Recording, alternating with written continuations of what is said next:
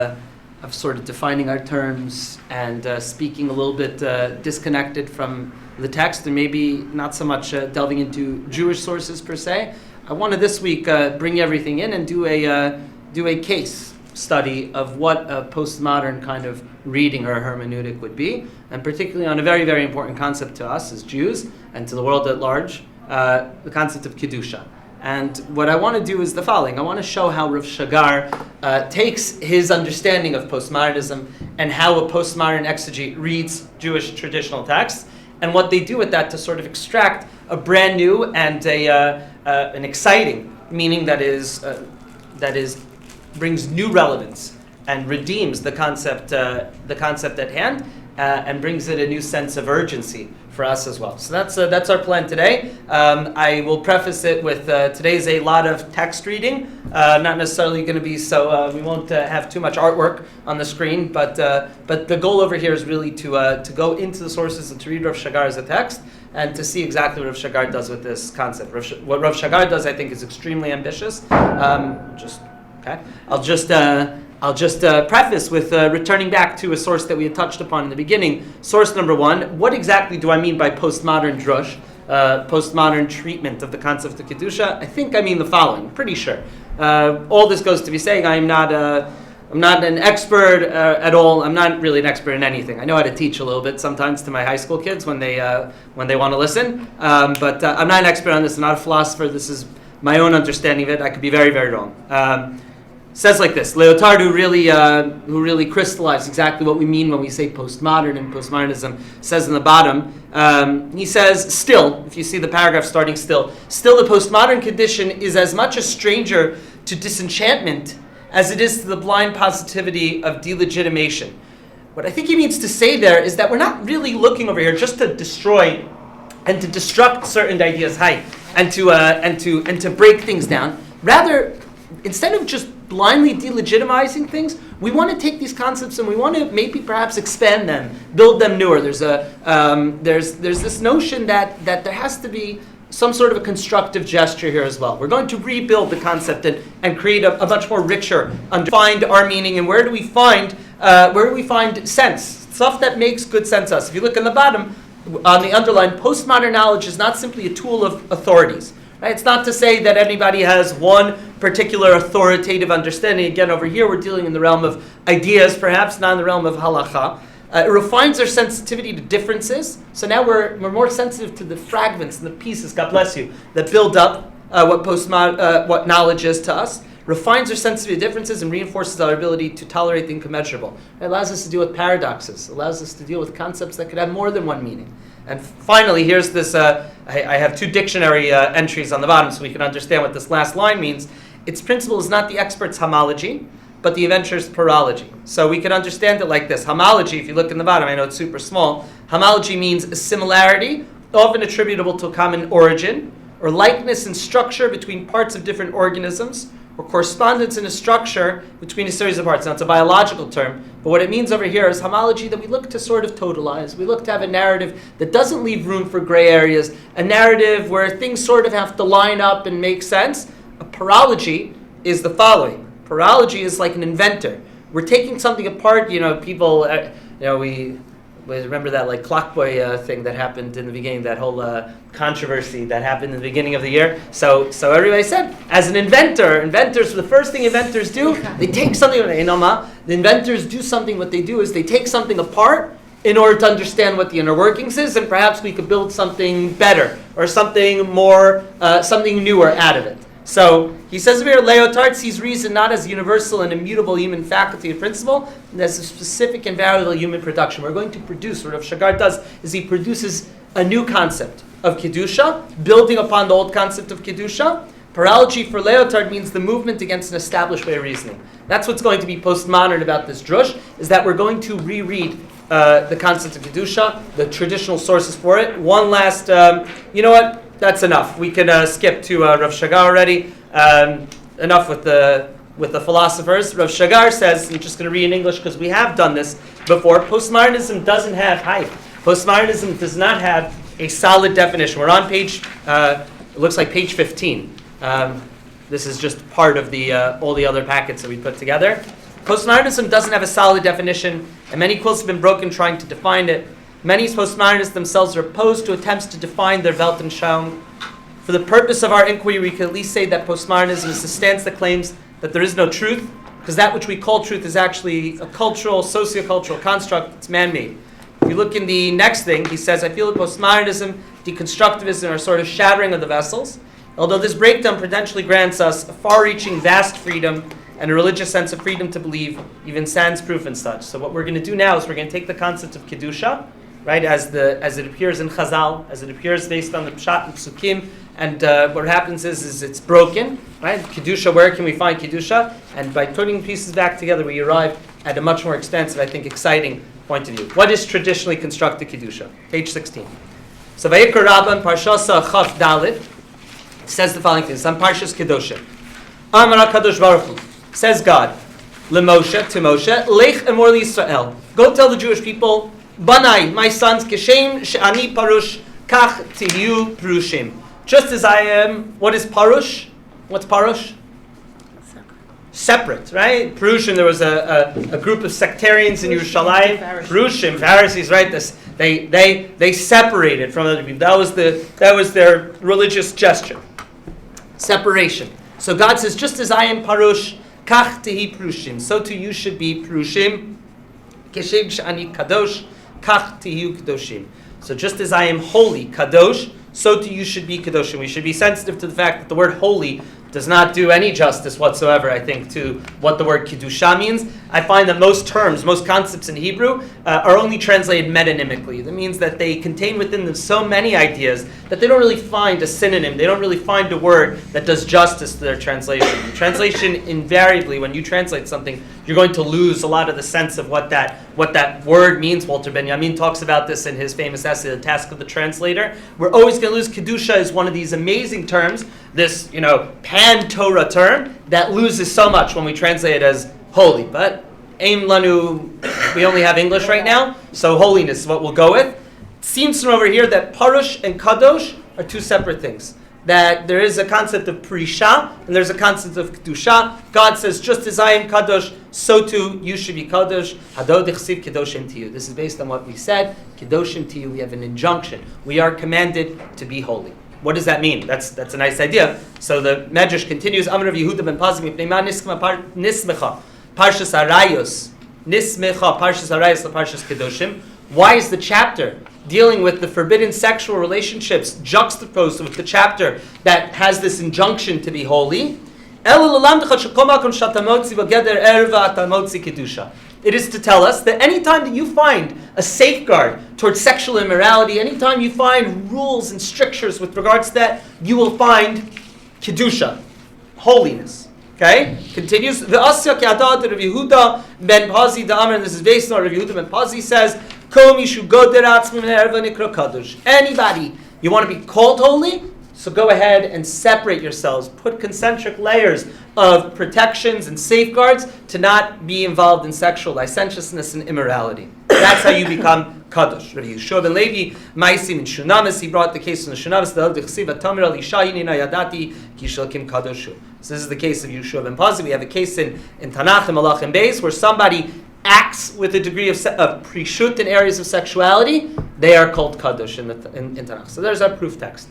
Holiness means, first and foremost, it seems to have this cognition in separateness, in a separatism, perhaps. Separatism has a much more negative connotation for us, I think. Right? That means an extremism. Doesn't have to mean that, but a separation, a separatism, and also this specifically in the area of sexual morality. This is one of the first earliest sources dealing with how do we define Kedusha in a traditional sense.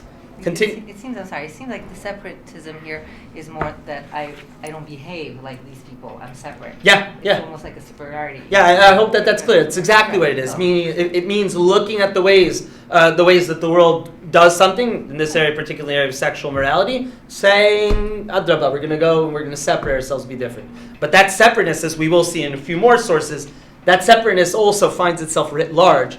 And the separateness finds itself in many other areas. This and led to a way of life nowadays, and really always, of time immemorial, of Kedusha being associated with a kind of hermeticism, if that's a word, a sort of separateness, a sort of a monkish existence, perhaps. That's where Kiddush is to be found. The holiest are people who are even more separate than everybody else. Let's move on. Let's build upon this. Number 5, Mechilta de Rabbi Yishmael, another early source, Masechta de Bachodesh. Ve'atem tiyuli. Again, riffing off of this pasuk, you should be for me Kedoshim. Kivyachol ani ma'amid ve'ena mashlita lechem acherim elani. God says, as if we can imagine, I'm only placing myself as ruler over you guys. Tamalomer v'goy kadosh. That's what it means, that you are a holy nation. Mikan amur ru'uyin hayu kol yisrael lechel v'kadshim at shlo aso egel. The truth is, all the Jewish people had a level of kedusha that we could have all had the status of priests. Ma'atem tiyu l'mamleches kohanim v'goy kadosh. However, the egel was a pretty terrible sin, and one of the fallouts from the egel, you guys were, this week's parsha, it's, I guess, germane to this past week's parsha, right? Who are supposed to be the people that were going to be misharet, to serve in the temple before the Kohanim? Bechorim, right? Bechorim, that was, at least we can imagine, in the world of Yaakov and his, in the world of Yaakov and his brother and his father, Bechorah didn't just mean primogeniture in terms of Yerusha. Bechorah meant that you were the spiritual, you were the next link in the spiritual chain. You were the priest. You were that was the religious class and caste. So he says that's the whole Jewish people. Misha aswa egel natli havenat the Kohanim. After the Jewish people did, the egel was taken from the Bechorim and given to Kohanim. Kadosh. What is holiness then? Kedoshim umikudashim. People who are sanctified. There, another I guess art scroll or Sensino word over there. That's become the word that we use. Sanctified. Says this is the final line, they are separate. So over here it becomes synonymous. Kedusha is synonymous with being separate from the nations of the world. How do you become a goy kadosh? How do you become a holy nation? When you're separated from the nations of the world. That's what the Mechilta says. Continuing on. Moving right through, tearing through rabbinic literature. Okay? 6. Sifra Kedoshim Parsha 1. Kedoshim Tiyu. You should be Kedoshim. Melamed Parsha Nemer B'Hakel. This parsha was stated in Hakel. What's Hakel? At the end of the Yovel, the king would gather all the Jewish people, men, women, and children, and read from the Mishnah Torah and the Azara. So we think we have long Torah readings nowadays. Imagine listening to the entire, and maybe if that means only, question what exactly that Mishnah Torah, probably Sefer Dvarim.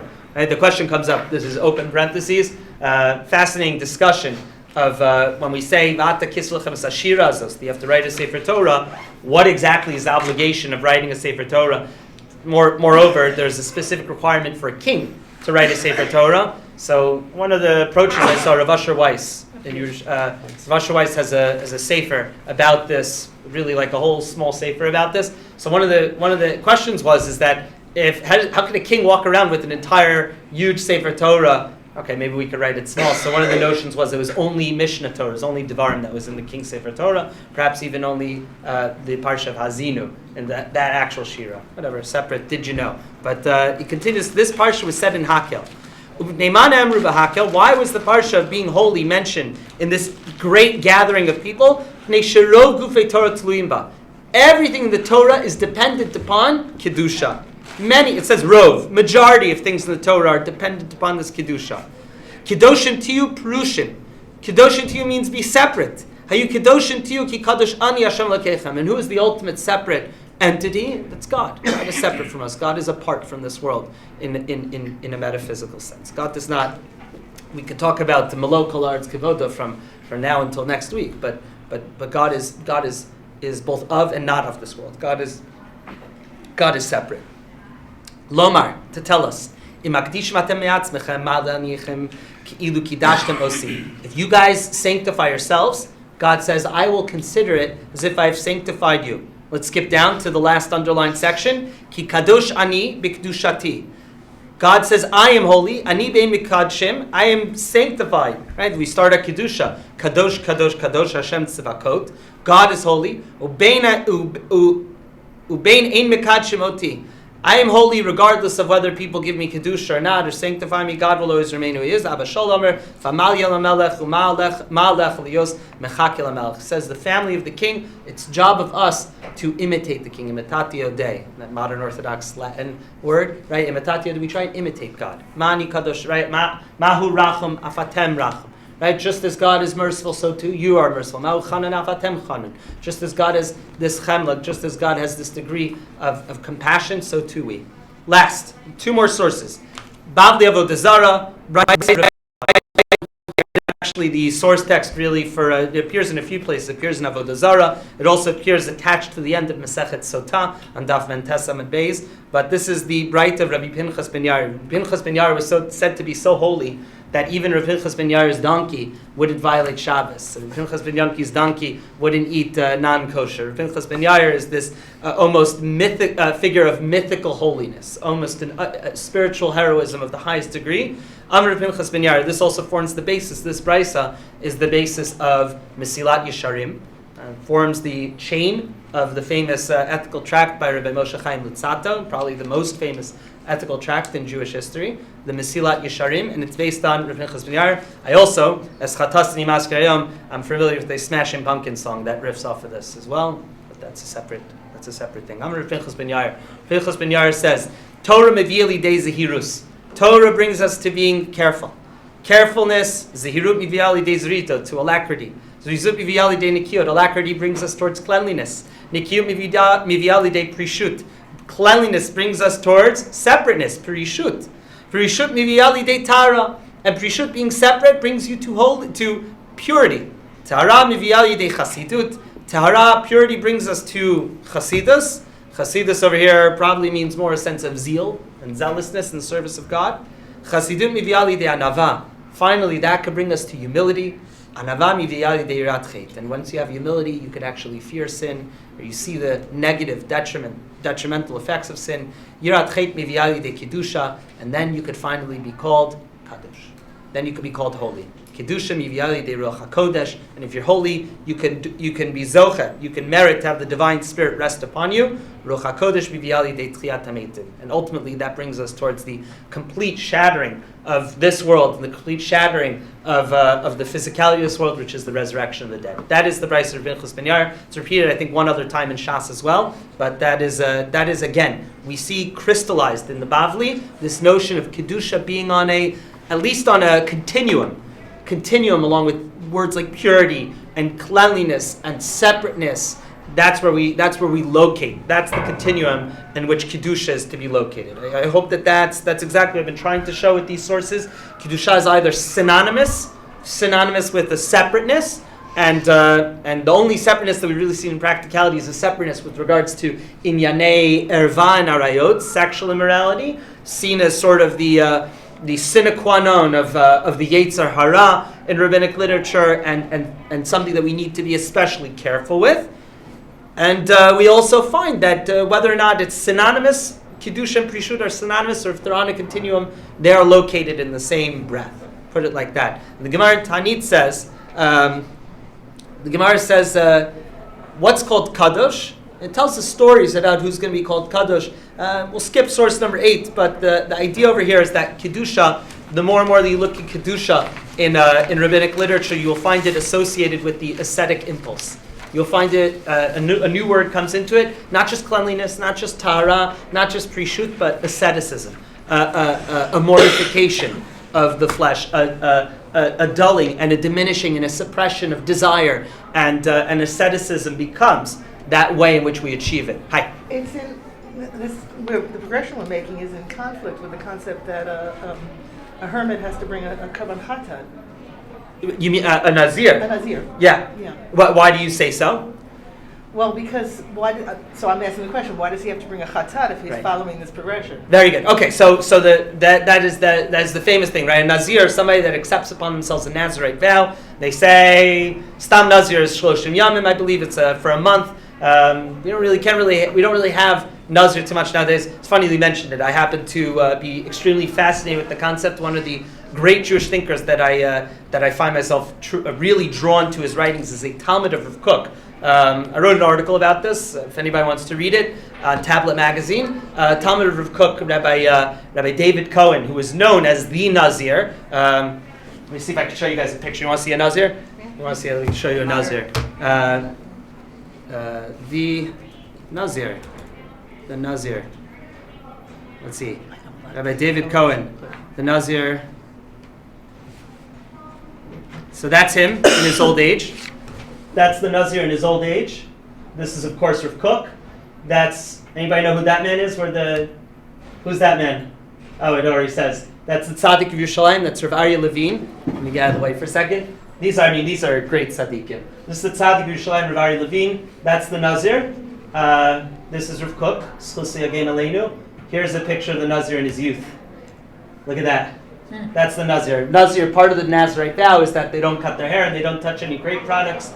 This, he's actually, the Nazir at this point was sort of an itinerant in Europe in the interwar period. The Nazir for a time learned in the University of Frieden, I think. He learned there, he was a philosophy student there, studying the philosophy of Kant.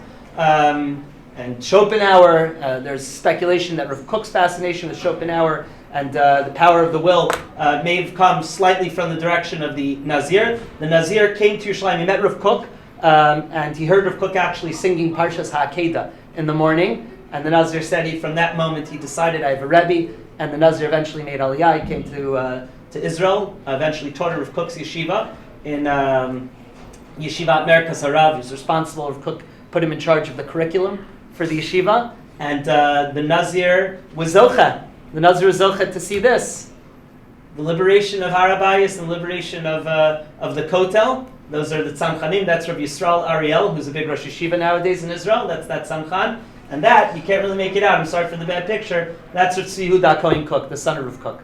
So, sorry about that. That's totally my bad. That's Yerushalayim, my background picture. Here, we'll have Yerushalayim in the background for the time being. That's from last night. I was in Yerushalayim this summer, so I try and keep my mind on it. Anyway, so the Nazir does bring. This is something that is, I hesitate to say that this is not for everybody.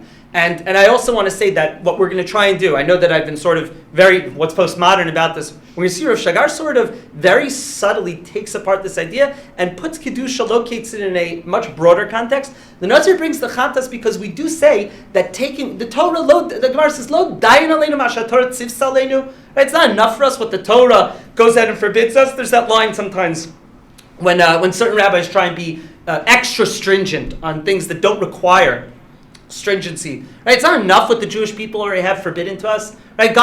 We have plenty of things, plenty of restrictions, right? It's enough. Lo dayan liYisrael. So, in this extra added impulse to go ahead and to do something like that's extremely difficult. The Nazir remained a Nazir for life. The Nazir writes in his diaries, for example, the Nazir talks about the fact he started doing the Nazir would do a Tanit Dibur. He wouldn't speak from the beginning of Rosh Chodesh Elul until Sukkot. That was the Nazir. That's an amazing thing, I think. But that's not for everybody. And many people, if they try and push themselves to that level of asceticism and this push towards Kedusha, and they not only will they fail to reach it, they will crash and burn very hard. So the more rarefied up the ladder you go, the more dangerous it is. Right? The more you climb stairs and the more you get higher, your fall is going to be that much harder. And the Yetzer Hara at that level, the inclination or the meaning, if I'm driving a car at 10 miles an hour and I hit a pothole, so you go in and you come out, and the suspension, the struts of the car deal with it. If I'm driving at 100 miles an hour and I hit a pothole, if my car's not, my wheel's gonna come up, and it's gonna destroy it. I'm gonna wreck. That's what happens at these levels of Kedusha. Yeah. Hi. But isn't the Jewish method to be holy within daily life, not to be a separate man? When you do tzedakah, when you behave well, then you become holy. You don't have to be a spiritualist. That's not a Jewish. That's a Catholic thing, or to be. So I'm so happy you said that. I don't mean to cut you off, but I'm so happy you said that, and I think you maybe came to the right chair today, because I think that's what we're going to demonstrate. What the point over here is that's well and true, but this word kedusha, that was just associated with being Jewish, right? That's what we do. Kedusha was seen as something that's a step above, that's a level above. This is something that's more rarefied. What I want to do is sort of what Rav Shagar does. I'm a nobody. But to relocate this concept of Kedusha exactly the way that you said it. Really good. Let's move on. So Kedusha writ large, just in the interest of time, Nachmanides says, if you look at source number 9, there's a lot to do here. In the underline, Samakadesh Esasim Shash Tashmish. that how is kedusha in practice is somebody that makes sure even during times of sexuality, permissible sexuality, a person together with the spouses together, that requires. So they talk about extra levels, extra strictures that people take upon themselves, extra chumrot in these areas of sensuality that allow one to experience kedusha. Bring v'yitkadashtem v'yitim kedoshim. The Gemara in Shavua says that is learned out from the pasuk v'yitim kedoshim. So they derive the source, meaning kedusha is undeniably in these sources. In rabbinic construction, is undeniably located in this prishut, in this ascetic impulse, and it also seems to be specifically located in areas of sexuality. Last thing, the Ramban famously said, we're not going to have time to really do this entire Ramban, the Ramban has one of the most, I don't like when rabbis say it's a famous Ramban, or it's a famous this. There's many people who've never heard of the Ramban and are just as Jewish as the rabbi and just as much a hold on Torah and a right to Torah. So I don't like saying it, but this is a well-known. If you were to study Nachmanides, if you were to ask people about Nachmanides, this would probably be maybe the first thing, I might say, the first thing that they would quote you from Nachmanides. Nachmanides says, we'll say it out loud, he says, Kedusha means the following. Kedusha doesn't just mean to go ahead and to not sin. The Ramban develops this idea of Kadesh atzmecha b'mutar lecha. Sanctify yourself in the liminal. Those gray areas, those things which are not necessarily good and not necessarily bad, but liminal. But in Chassidut and Kabbalistic language, the word would be noga. Right? This is something that's it's gray. That area, what you choose to do with that becomes kedusha. Now, I happen to have I like to always say it like this. I have a ridiculous sweet tooth, and it shows in my dental bills, and in like the 5 root canals I've had in this past year. So there's these sour tubes. If you know what I'm talking about, they're like they're addictive. It's ridiculous. Like they're covered in sugar and they're sour. And once I start, if I open up a bag, I will not be able to stop. It's not an aveira. However, do I feel particularly good about myself after I finish 3 bags of these Sour Patch straws? No, I feel like I probably could have spent my time doing better, and I know that I'm probably also destroying my body as well, destroying my teeth at the very least. Kedusha, so that is maybe these Sour Patch things for me are a liminal area. Kedusha, according to like what the Ramban would say over here, is Kedusha would mean saying, you know what, I'm going to push that away to the side, and I'm going to take this and perhaps elevate that, and I'm going to elevate myself by separating from it. Obviously, you could think of much more significant and consequential expressions of this, but that's kadesh atzmecha b'mutar lecha. Not what's usher, not the things that are explicitly prohibited, not the things that are explicitly permitted, but taking that gray area and elevating that. Meaning, for example, so he quotes the Gemara, says shetamidei chacham lo yu nishosem ketarne golem. Right? He talks about Talmidei Chachamim. The Gemara says that Talmidei Chachamim, Torah scholars, men or women, I guess, they should not be together with their spouses all the time, even though it's mutar and it's I would say a Jewish value. They shouldn't be together with their spouses all the time. They should only tashmisheim misham shemitoseh mishabes l'shabes. They should go ahead. They're only able to be together with their spouses on Shabbos. Why? Kadesh atzmecha b'mutar lecha. Right? That's how we would understand this Ramban. It's mutar. It's allowed.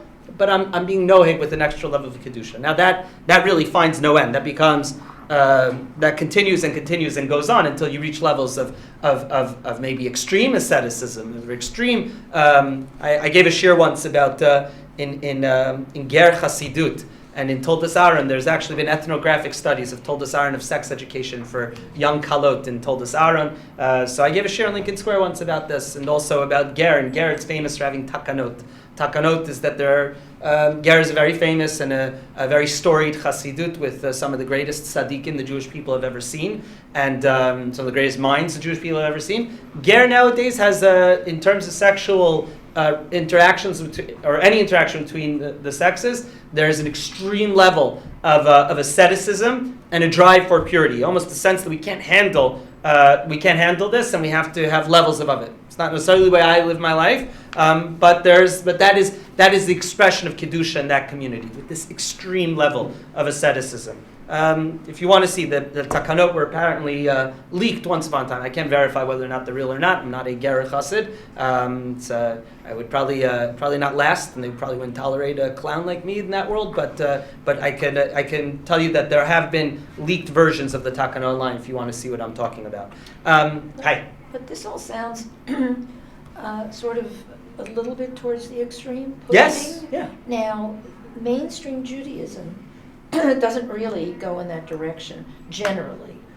I would say ever. Ever. So But mainstream Judaism still has this concept of kiddush. Right, mainstream. I mean the masses. The masses. If there was ever a more nasty term, more right, the masses. But the vast majority of people lived their lives and tried not to sin. But this ideal, kiddush, is still an ideal. Kiddush these were the people we valued, the people we looked up to as spiritual authority.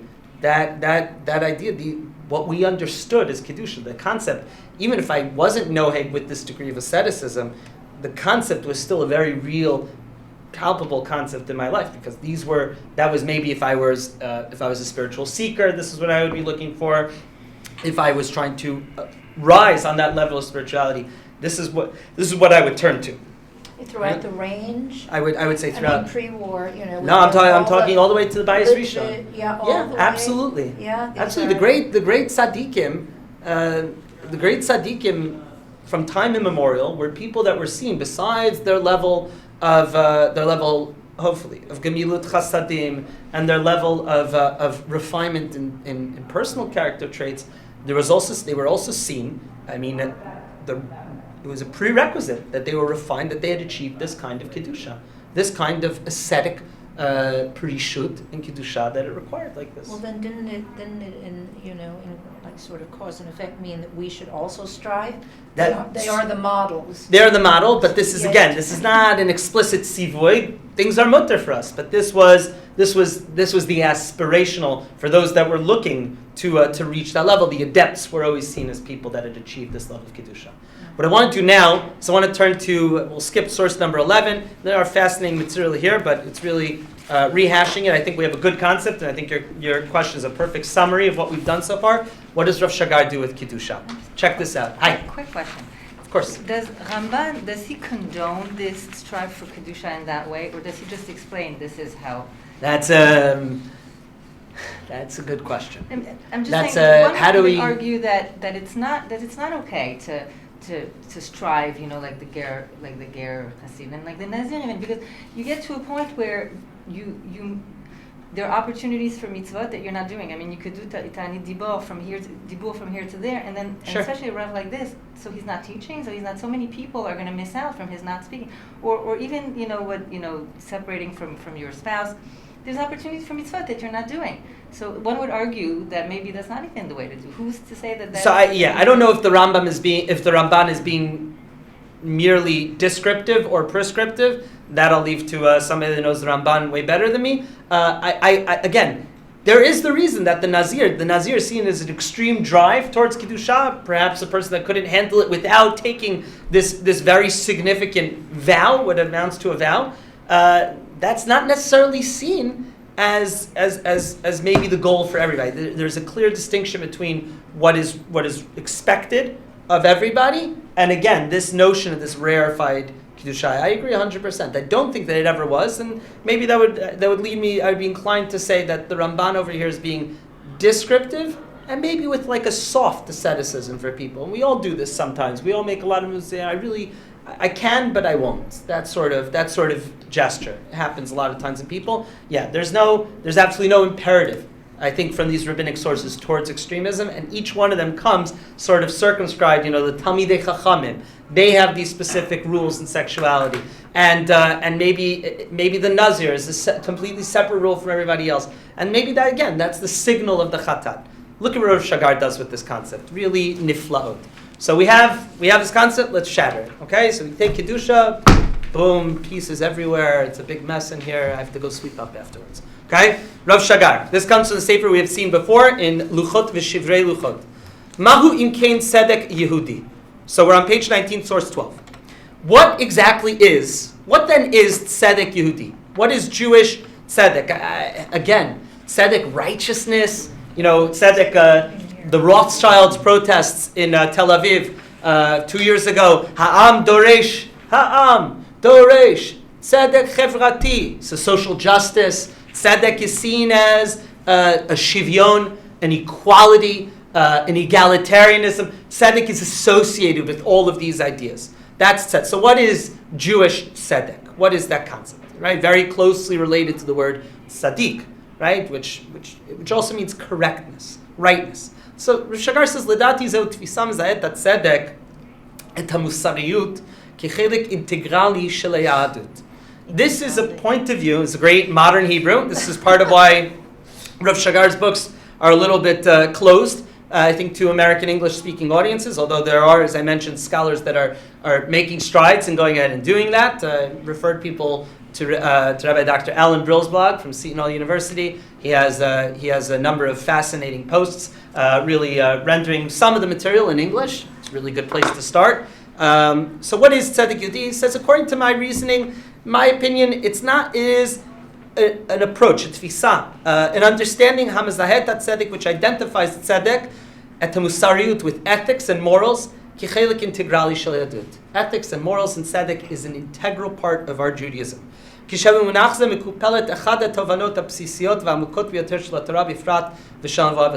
That balled up into this idea of tzedek is a klal gadol b'Torah, is something that is intertwined with what it means to be Jewish and what Torah and Nivuah, what the message of the prophets for the Jewish people were. Listen to this line. Hazika ha'amuka, the deep connection, the deep interspersing of Kiddusha and Musar Chavrati, and social justice. Very cool. HaTorah einena mafrida bein chet pulchani ubein avla musarit. What's pulchani? Ceremonial. Ceremonial, ritual, one of my favorite modern Hebrew words, Yeah. pulchan, right? So the Torah doesn't distinguish between whether or not I have my matan damim on the wrong side of the chut hasikra, right? It's on certain karbanos, on the one red thread that ran through the middle of the top of the mizbeach. So there's specific rules where the matan damim, where the blood goes above or below the chut hasikra, to the right or to the left. That would be, if I messed that up, that would be a chet pulchani. That would be a ritual sin. The Torah sees that sin on the exact same level as a sin of me not paying my workers on time, as the sin of withholding wages, or as the sin of being ma'ametz mayad when I'm supposed to give tzedakah. The Torah sees these on the same level. There's no, that's actually, to me, when I read this, that's amazing, right? It really is. It's all, right? We can't really elevate. We need to have all of it. But Is we this can't. unique? Is this the first time it's been out there? I don't know. Phrased in this way? I don't know enough. Probably. No, I but don't. they talk about Ben Adam Lamakom. Yeah, bivadai. I'm saying in this sort of modern idiom. This is not to say for sure Rav Kook, and for sure if you look in many of the Sifrei Chassidut, if you read Rabbi Nachman, or if you go ahead and you look at the way the Kabbalah goes ahead and runs parallel to rabbinic literature and its understanding of certain things, the subversiveness of certain Kabbalistic ideas with regards to the rigid sort of ritualistic sense of more revealed Torah, you do find this thread of thought. The place you really find it is in the Torah. You find it in the Torah. The Torah has this all over the place. It's just we're very careful sometimes because we have work to do, we have mitzvahs to do, that we read Torah perhaps sometimes in more of the pulchani, ritualistic sense, and whereas we ignore sometimes, as I mentioned, certain communities, when they teach children Torah for the first time, they don't start with the stories of the Avot and Imaot. What do they start with? Korbanot. They start with Sefer Vayikra. The pulchani sometimes, for certain communities, maybe because of the risks involved with the human dimension, but the ritualistic dimension sometimes occludes the human dimension of the beginning of it. So yeah, but the way Rav Shagar is phrasing it like this, to me, maybe there's not non-observant thinkers. Rav Shagar is bound by halacha, and he's still writing this. Rav Shagar sees himself as bound by the rabbinic system and pays fealty to the rabbinic system, and yet still writes this. The Torah doesn't distinguish between a ritualistic sin or between a moral outrage. Put it like that. Both of them are decried as abominations and as impurity. And there's no fundamental difference between them. And furthermore, sometimes the moral sin is seen as much more detrimental, much worse than the ritual sins. Okay? Kedosh tiyu ki kadosh ani Hashem Elokeichem. And this pasuk that we've been dealing with at length this whole time, Machriza Torah b'tchilat Parsha Kedoshin. The Torah declares this, the beginning of Parsha Kedoshin, umiyad, and immediately, Mamshicha mefaretet behemshech, and it goes ahead and explains. We jump a little bit. What does that mean? In the continuation of the Parsha, what mitzvot appear in that Parsha? Haperek et mitzvat peah, leket v'ololot, mazhira b'pnei gneva, sheker, halanat schar, v'ava b'mishpat, umitzava l'avat areya, v'zot b'tzad ha'chukim kedugmat klaim v'shatnes. Here's an amazing thing. Ready for this observation? When the Torah tells us, Kedoshin Tiyu, that all these rabbinic texts riffed off of and told us needs to be at least associated with the ascetic impulse, a pshat reading of it goes ahead and tells us that actually if you look at the mitzvot that are thereupon enumerated, what do we find? Peah, leaving over sides of your field, for corners of your field, for the poor. Leket, the olalot, right? Olalot are special mitzvah with the berries, I believe, and things that are left on the tree, the buds that haven't fully sprouted. Leket, certain things that are left over, things that fall out of our collecting, our harvesting. These are again matnot to the aniyim, charity forms of almost taxes that are to be given to the poor for social justice. Mazirei mipnei gneva, we're warned about stealing. Sheker, we're warned about lying. Halanat schar, about not paying our contractors, not paying people that we owe money to, our workers, on time. Avaba mishpat, one of the worst possible things. You know, it's amazing. People could try all day. People could yell all day about. I know I'm being recorded, right? But I feel strongly about. I mean, people can. You find. Do you know that they're allowing people in this country, they're allowing same-sex marriage in this country? What a perversion of Torah values, what a miserable thing. So I'm not weighing in on that. But if that doesn't come to bat achad, if that's not equaled in your outrage that there are corrupt batei din everywhere, if your outrage is only for one particular, then I don't take you seriously. Now I'm glad that I don't make any difference, but you're not taken seriously. The Torah sees as just as big a sin. Aval b'mishpat, for courts to take bribes, for judges to be nosei pandim b'mishpat, for batei din to have a bad name and a bad reputation as places where you can't get a fair shake. That people need to go to our coast because at least there we could have some sort of a sense that there's going to be a righteousness, a tzedek in the mishpat. I mean, that is a sin. That is a nationwide. We could deal with other stuff, but first, it's like whatever. And rent. It's this is why I in shul I am never recorded, never anything. It's like I get to feel I say, but it's ridiculous. The Torah talks avav mishpat. Our courts need to be honest places, but they didn't need to be honest brokers. What kind of ridiculousness is this? That but they didn't have a name as corrupt. How could that possibly be? The Torah tells us that's kedusha. You want kedusha, have a beis din that's honest. You want kedusha, pay your workers on time. Don't try and swindle your contractors. That's kedusha. You want kedusha, give tzedakah to poor people. Right? Make sure that the lowest and the most vulnerable in your society have something that they could take from. That's kedusha. That's kedusha also. I'll put it like that. That's kedusha also. That's just as much kedusha. And that comes along with kilayim, right? We don't have two animals together, right? That we don't go ahead, we mix wool and linen, or we don't plant fruits and vegetables that are different, two different varieties together. And shatnez, right? The ultimate chok, not the ultimate is paraduma, but shatnez that we don't mix wool and linen.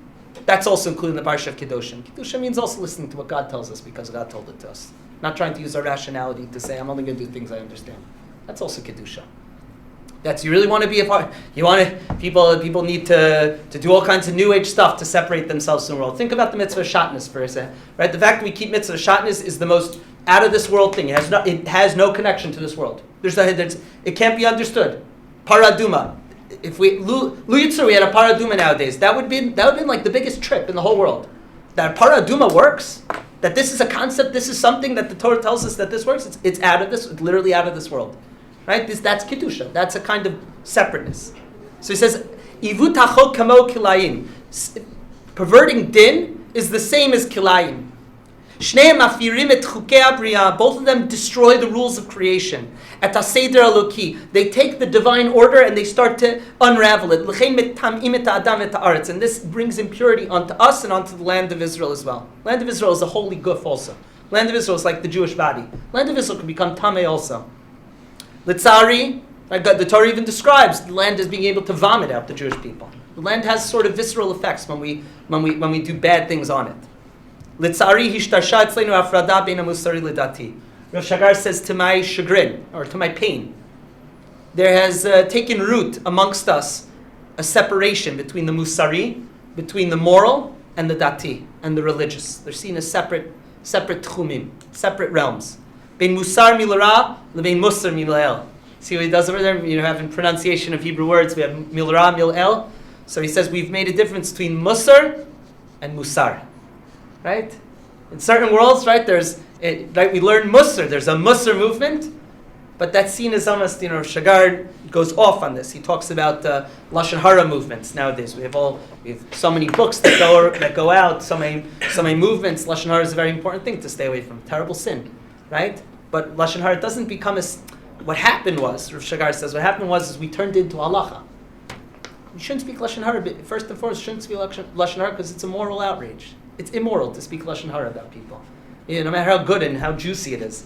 Right? To character assassinate somebody behind their back is immorality, right? But it came to be seen as musar, it came to be seen as a halacha, it came to be seen as something we do because I don't speak lashon hara because I don't want to violate a sif in Sefer Chavetz Chaim. That's what it became. I guess that's a big win.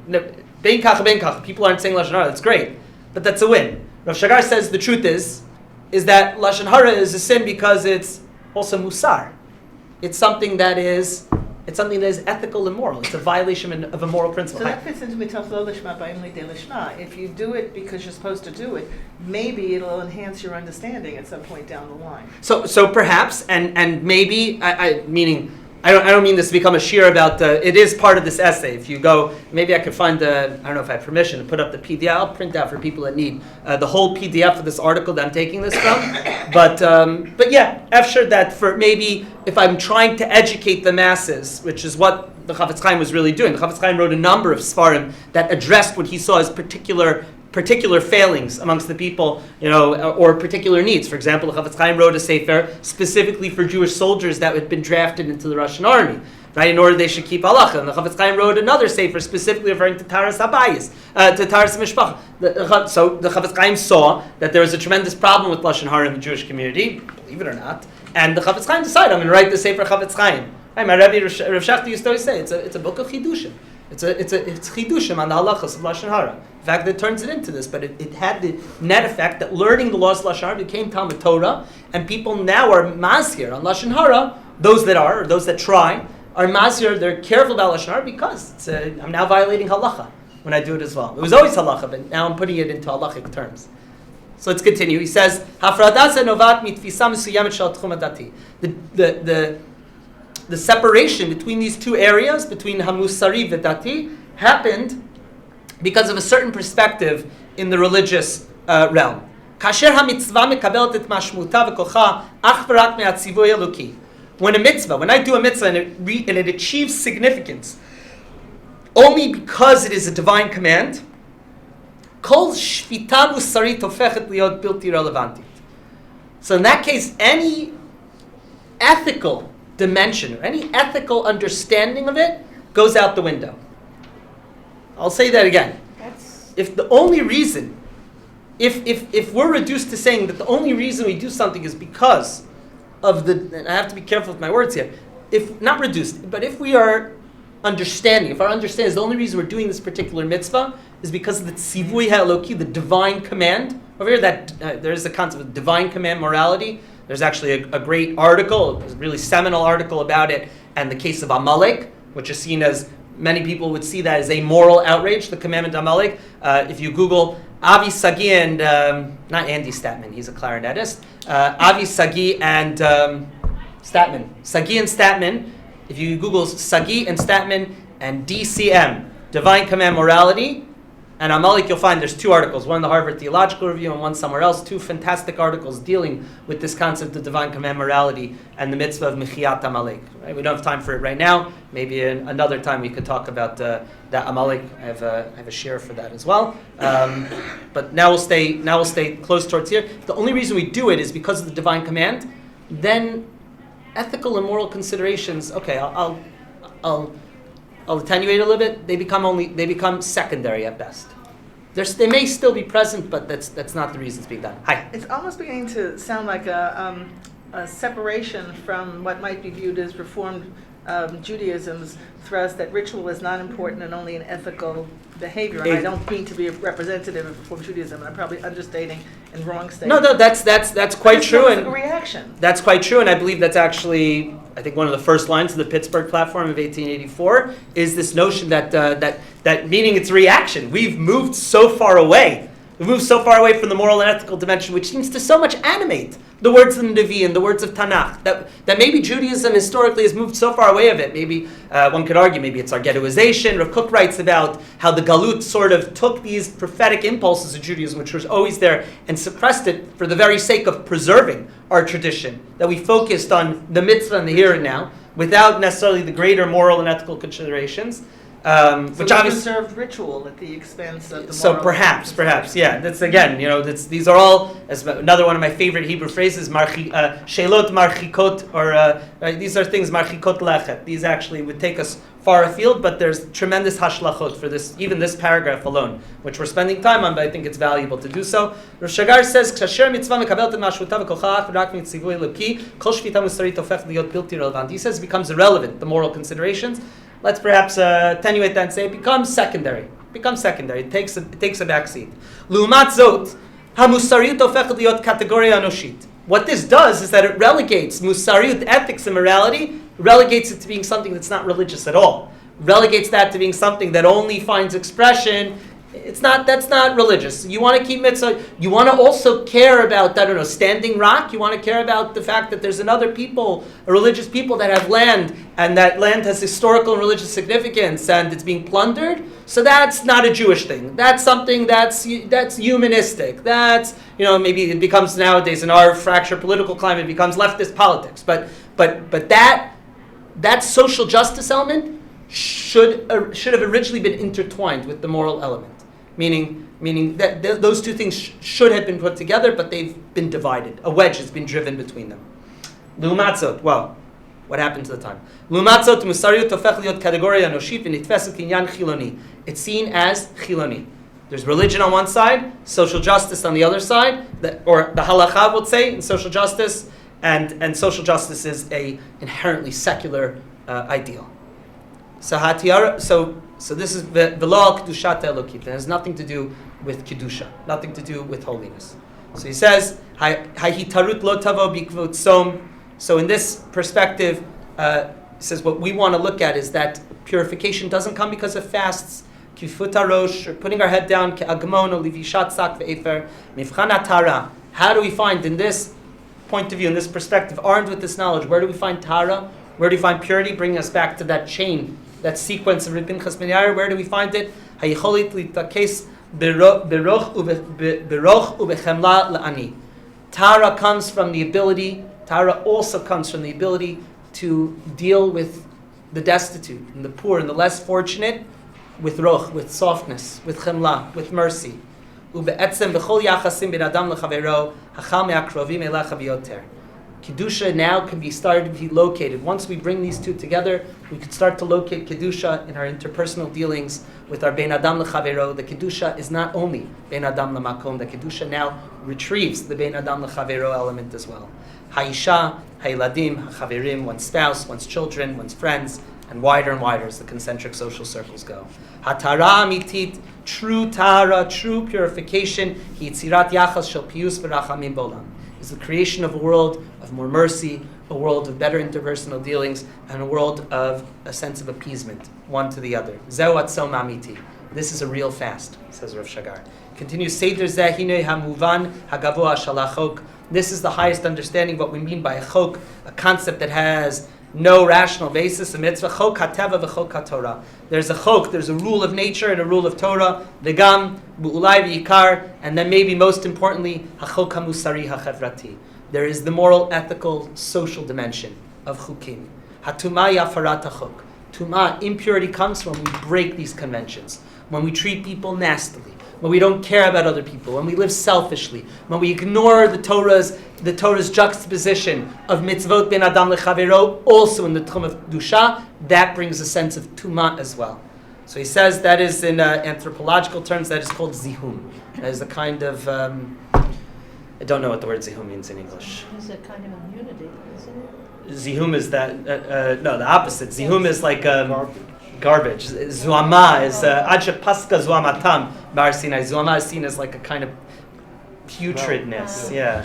That's, I lose the English word sometimes. A putridness. There's a foulness, right? There's something foul about this.